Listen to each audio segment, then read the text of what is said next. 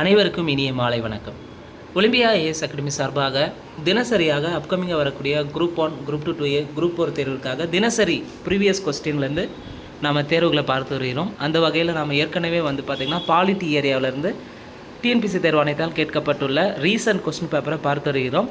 ஏற்கனவே 6 மாதிரி தேர்வுக்கான கேள்விகளை நம்ம பார்த்து முடிச்சிருக்கிறோங்க. அந்த வீடியோஸ் எல்லாம் பார்க்காதவங்க டிஸ்கிரிப்ஷனில் அதுக்கான லிங்க் தரப்பட்டுள்ளது, தேவையானவங்க பார்த்துக்கோங்க. நம்ம இந்த daily TNPSC previous years question பேப்பரை பொறுத்தவரையும் முழுக்க அப்கமிங்காக வரக்கூடிய எல்லா போட்டித் தேர்வுகளுக்கும் குறிப்பாக டிஎன்பிசி தேர்வை நடத்தக்கூடிய போட்டித் தேர்வுகளுக்கு நிச்சயமாக பயனுள்ளதாக இருக்கும். ஒவ்வொரு வீடியோவுமே டிஸ்கஷன் வீடியோவாக நம்ம அப்லோட் பண்ணுதுங்க. 4 ஆப்ஷனுக்கும் மேக்ஸிமம் நம்ம எக்ஸ்ப்ளனேஷன் கொடுக்குது. வீடியோஸை முழுமையாக பாருங்கள்.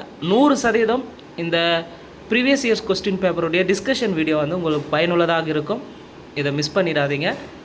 முதல் முறையாக நம்ம சேனலை பார்க்குறவங்க மறக்காமல் சப்ஸ்கிரைப் பண்ணுறேன், பெல் சிம்பில் கிளிக் பண்ணிவிடுங்க. நீங்கள் பெல் சிம்பில் கிளிக் பண்ணால் தான் நாங்கள் தொடர்ந்து அப்லோட் பண்ணுற வீடியோஸ் உங்களுக்கு நோட்டிஃபிகேஷனாக வரும். முதல் கேள்வி, இந்த வீடியோவை பொறுத்தவரையும் 28/9/2025 அன்று நடைபெற்ற குரூப் 2 2A எக்ஸாமில் கேட்கப்பட்ட ஒரு 13 கேள்விக்கான விடை குறிப்புகளை பாலிட்டி ஏரியாவிலிருந்து பார்க்கலாங்க. ஃபர்ஸ்ட் கொஸ்டின், இந்த சட்டத்திருத்தத்தின் மூலம் அடிப்படை கடமைகளானது இந்திய அரசமைப்பில் சேர்க்கப்பட்டது. அடிப்படை கடமையை பொறுத்தவரையும் ஃபஸ்ட்டு இந்தியன் கான்ஸ்டியூஷன் உருவான போது அப்போ சேர்க்கலை, 1950 அப்போ சேர்க்கப்படலை.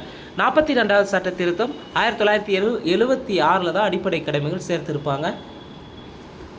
கேள்வி 2, இந்திய குடியரசுத் தலைவர் தொடர்பான பின்வரும் கூற்றுகளில் தவறான கூற்றை அடையாளம் காண்க. ஸோ தவறான கூற்று எதுன்னு பார்த்தீங்கன்னா ஆப்ஷன் பாம்பே. 5 ஆண்டுகள் கடந்த பிறகும் குடியரசுத் தலைவர் பதவியில் நீடிக்க இயலாதா? கிடையாது. குடியரசுத் தலைவர் பார்த்திங்கன்னா 5 ஆண்டு முடிஞ்சால் கூட அடுத்த குடியரசுத் தலைவர் தேர்ந்தெடுக்கும் வரை பதவியில் இருக்கலாம். இங்கே நீடிக்க இயலாதுன்னு தந்திருக்காங்க. அப்போ குடியரசுத் தலைவர் தொடர்பான கூற்றுகளில் தவறானது ஆப்ஷன் பாம்பே. மற்ற 3 ஆப்ஷனும் சரியாக இருக்குது. குடியரசுத் தலைவர் பதவியில் இருக்கும்போது எப்பொழுது வேண்டுமென்றாலும் அவர் பதவி விலகலாம். குற்றச்சாட்டு வாயிலாக குடியரசுத் தலைவரை பதவி நீக்கம் செய்யலாம், இம்பீச்மெண்ட். இதுவரை எந்த ஒரு குடியரசுத் தலைவரும் பதவி நீக்கம் செய்யப்படவில்லை. இங்கே தவறானது ஆப்ஷன் பாம்பே மட்டும்தான் தவறாக இருக்குது. கேள்வி 3, கீழ்கண்ட தமிழ்நாடு பஞ்சாயத்துக்கள் சட்டம் 1994 தொடர்பானவற்றுள் சரியானது எதுன்னு கேட்டிருக்காங்க. 3 கூற்று கேட்டிருக்காங்க. இச்சட்டத்தின் 2ஆம் அத்தியாயம் கிராம சபை தொடர்பானது. 2, இதன் 7ஆம் அத்தியாயம் வரி விதிப்பு மற்றும் நிதி தொடர்பானது. 3, இதன் 12வது அத்தியாயம் அபராதங்கள் தொடர்பானதுன்னு தந்திருக்காங்க. நமக்கு தமிழ்நாடு பஞ்சாயத்து சட்டம் வரை நம்ம படிச்சிருப்போங்க. இதில் தமிழ்நாடு பஞ்சாயத்து சட்டத்திலேருந்து டெப்த்தாக கொஸ்டின் கேட்டு வச்சுருக்காங்க. தமிழ்நாடு பஞ்சாயத்து சட்டம் 1994 பொறுத்தவரையும் 11 அத்தியாயங்கள் உள்ளன. இங்கே 12வது அத்தியாயம் என்பதே கிடையாது. அப்போது எத்தனை அத்தியாயங்கள் உள்ளது? தமிழ்நாடு பஞ்சாயத்து சட்டத்தில் 11 அத்தியாயங்கள் உள்ளன. 3 அடுக்கு முறையை பின்பற்றி நம்ம ஃபாலோ பண்ணுறோங்க. 1 கிராம ஊராட்சி, ஊராட்சி ஒன்றியம், மாவட்ட ஊராட்சி. 2ஆம் அத்தியாயம் கிராம சபை தொடர்பானது தான் சரி. 7ஆம் அத்தியாயத்தை பொறுத்தவரையும் வரி விதிப்பு மற்றும் நிதி தொடர்பானது. 12வது அத்தியாயம் அபராதங்கள் தொடர்பானதா? 12வது அத்தியாயமே கிடையாது, மொத்தமே 11 அத்தியாயம் தான் இருக்குது. இந்த அபராதங்கள் 11வது அத்தியாயத்தோடைய தொடர்புடையது. நம்ம அந்த 11 அத்தியாயங்கள் என்னன்றதை தெளிவாக பார்த்துக்கலாம். 1994ஆம் ஆண்டு தமிழ்நாடு ஊராட்சிகள் சட்டம் மொத்தம் 11 அத்தியாயங்கள், 3 அடுக்கு முறையை கொண்டது. கிராம ஊராட்சி, ஊராட்சி ஒன்றியம், மாவட்ட ஊராட்சி. முதல் அத்தியாயம் முதுநிலை சார்ந்தது. 2ஆம் அத்தியாயம் கிராம சபை சார்ந்தது. 3வது அத்தியாயம் கிராம ஊராட்சிகள் அமைக்கிறது, உறுப்பினர்கள், தலைவர்கள். 4வது அத்தியாயம் ஊராட்சி ஒன்றியத்தை அமைத்தல் மற்றும் அதனுடைய பணிகளை பற்றி குறிப்பிடுகிறது. 5ஆம் அத்தியாயம் மாவட்ட ஊராட்சியை பற்றி குறிப்பிடுகிறது. 6வது அத்தியாயம் பொதுவான ஏற்பாடுகள். பொதுவான ஏற்பாடுனா குறிப்பாக உறுப்பினர்களின் பதவிக்காலம், தகுதிகளை பற்றி குறிப்பிடுகிறது.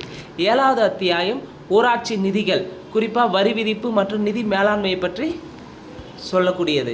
8வது அத்தியாயம் ஊராட்சிகளுடைய பணிகள் மற்றும் கடமைகளை பற்றி குறிப்பிடுகிறது. 9வது அத்தியாயம் கட்டுப்பாடுனா குறிப்பாக அரசால் ஆய்வு செய்யும் அதிகாரத்தை பற்றி குறிப்பிடுகிறது. 10வது அத்தியாயம் விதிகளையும் துணை விதிகளையும் குறிப்பிடுகிறது. 11வது அத்தியாயம் குற்றங்கள் மற்றும் அபராதங்களை பற்றி குறிப்பிடுகிறது. தமிழ்நாடு பஞ்சாயத்துகள் சட்டம் 1994 மட்டும் 11 அத்தியாயங்கள் உள்ளன.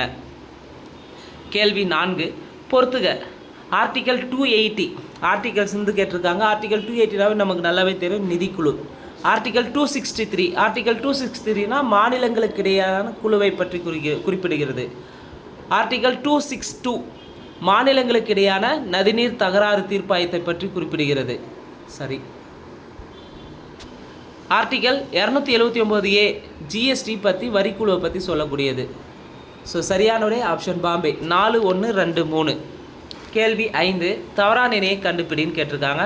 தேசிய மனித உரிமைகள் ஆணையம் அமைக்கப்பட்ட ஆண்டு 1993. சரி. மத்திய தகவல் ஆணையம் அமைக்கப்பட்டது 2005. சரி. மத்திய கண்காணிப்பு ஆணையம் 1963னா 63 கிடையாது. மத்திய கண்காணிப்பு ஆணையம் சிவிசின்னு சொல்லலாம், சென்ட்ரல் விஜிலன்ஸ் கமிஷன்னு சொல்லுவாங்க.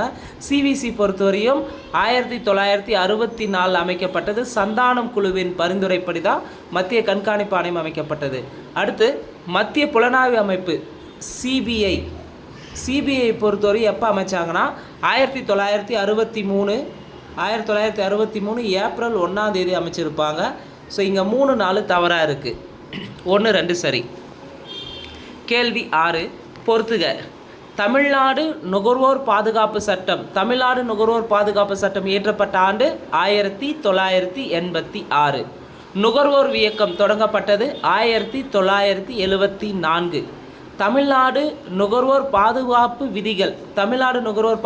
விதிகள் வெளியிடப்பட்டது 1988. ஏகபோக மற்றும் கட்டுப்பாடு வர்த்தக நடைமுறைகள் டைப்பிங் மிஸ்டேக் ஆகிருக்கு, மாற்றிக்கங்க. ஏகபோக மற்றும் கட்டுப்பாட்டு வர்த்தக நடைமுறைகள் சட்டம் 1969. இதுவும் புத்தகத்தில் தான் இருக்குது. அப்போ தமிழ்நாடு நுகர்வோர் பாதுகாப்பு சட்டம் 1986. நுகர்வோர் இயக்கம் தொடங்கப்பட்டது 1974. தமிழ்நாடு நுகர்வோர் பாதுகாப்பு விதிகள் 1988. ஏகபோக மற்றும் கட்டுப்பாடு வர்த்தக நடைமுறைகள் சட்டம் 1969. சரியான ஆப்ஷன் ஏ 3 4 2 1. கேள்வி 7 செப்டம்பர் 20 2023 அன்று மக்களவையில் நிறைவேற்றப்பட்ட மகளிர் இடஒதுக்கீடு மசோதாவின் முக்கிய அம்சங்கள் எவைன்னு கேட்டிருக்காங்க. ஸோ இப்போ கூட ரீசெண்டாக வந்து பார்த்திங்கன்னா மகளிர் 33% இடஒதுக்கீடு பற்றி கொண்டு வந்திருப்பாங்க. அதோட டீலிமிட்டேஷனையும் தாக்கல் செஞ்சாங்க, பட் ஃபெயிலியர் ஆயிரும். ஸோ இதனுடைய ஃபஸ்ட்டு வந்து பார்த்திங்கன்னா செப்டம்பர் 20 2023 நிறைவேற்றியிருப்பாங்களே தவிர அதை நடைமுறைப்படுத்த முடியல. அதை வந்து கொஸ்டின் கேட்டிருக்காங்க பாலிட்டி ஏரியாவில். 1 இந்த மசோதா மக்களவை மற்றும் மாநில சட்டமன்றங்களில் உள்ள அனைத்து இடங்களிலும் பெண்களுக்கு 33% ஒதுக்குகிறது. சரி. லோக்சபா மற்றும் மாநில சட்டமன்றங்களில் ஒதுக்கப்பட்ட இடங்களுக்கு இது பொருந்தாதது. லோக்சபா மற்றும் மாநில சட்டமன்றங்கள் எஸ்சி எஸ்டிக்கு ஒதுக்கப்பட்ட இடங்களுக்கு இது பொருந்தாதான்னு கேட்டால் கிடையாது, தவறு.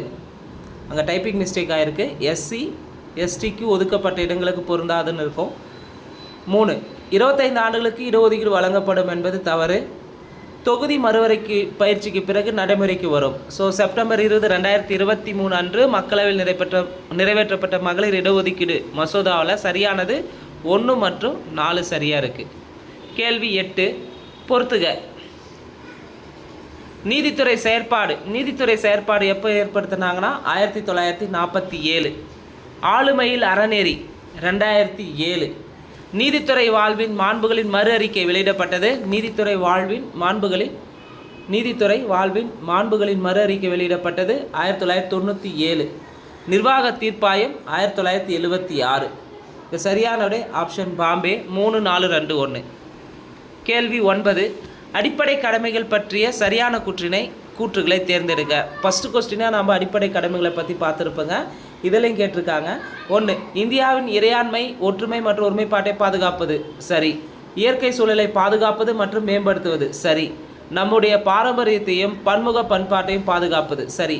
தனியார் உடைமைகளை பாதுகாப்பது. அடிப்படை கடமைகளில் மொத்தம் 11 கடமைகள் தற்போது உள்ளது. இந்த 11 கடமைகளில் தனியார் உடைமைகளை பாதுகாப்பு என்பது அடிப்படை கடமையாக சேர்த்திருக்க மாட்டாங்க. அப்போ இங்கே சரியானது 1 2 3 சரி. கேள்வி 10 கூற்று காரணம்.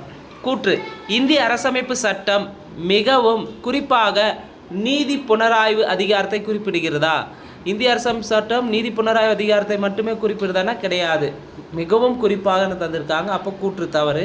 காரணம் நீதித்துறையானது தனது நீதி புனராய்வு அதிகாரத்தை அடுத்தடுத்த ஆண்டுகளில் விரிவாக்கி கொண்டது. சரி.